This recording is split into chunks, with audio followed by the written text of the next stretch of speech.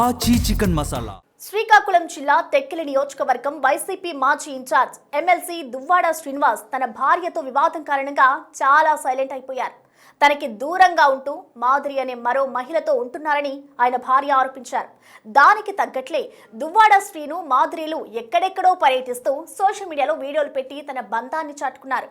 ఆ వివాదం రాజకీయంగా తీవ్ర వివాదం రేపడంతో ఆయన్ని వైసీపీ నుంచి సస్పెండ్ చేసి పార్టీ కార్యకలాపాలకు దూరం పెట్టారు. ఈ నేపథ్యంలో ఎమ్మెల్సీగా ఉన్న దువ్వాడ మళ్లీ అసెంబ్లీ సమావేశాల సందర్భంగా వైసీపీ అధ్యక్షుడు జగన్తో ముచ్చటించడంపై కొత్త చర్చలు మొదలయ్యాయి.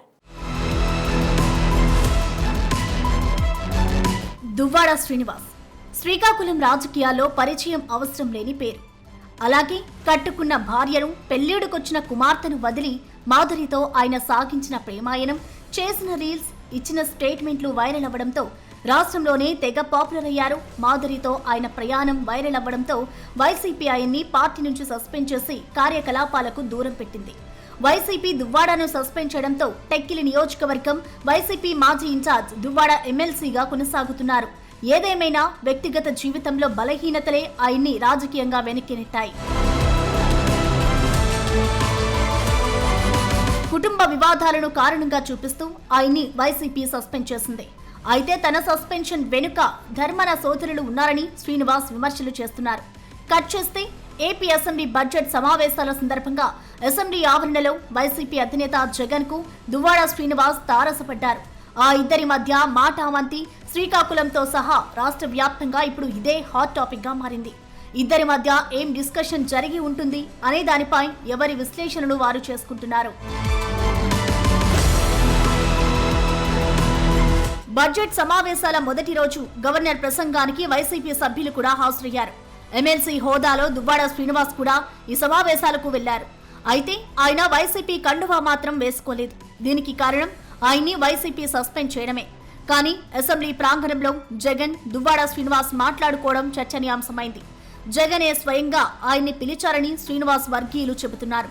బిజినెస్ ఎలా నడుస్తోంది, కుటుంబ వివాదాలు పరిష్కరించుకున్నావా, భవిష్యత్ కార్యాచరణ ఏంటి అని జగన్ ఆయన్ని అడిగినట్టు ప్రచారం జరుగుతోంది.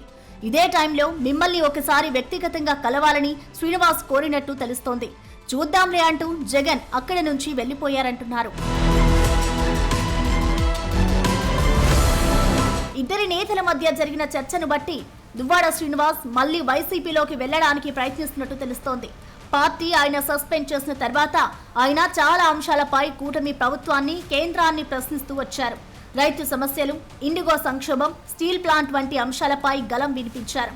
అయితే ప్రతిసారి టీడీపీ ముఖ్య నేతలు కింజరపు ఫ్యామిలీని, వైసీపీలోని మాజీ మంత్రులు ధర్మన సోదరులను విమర్శిస్తూ వస్తున్నారు.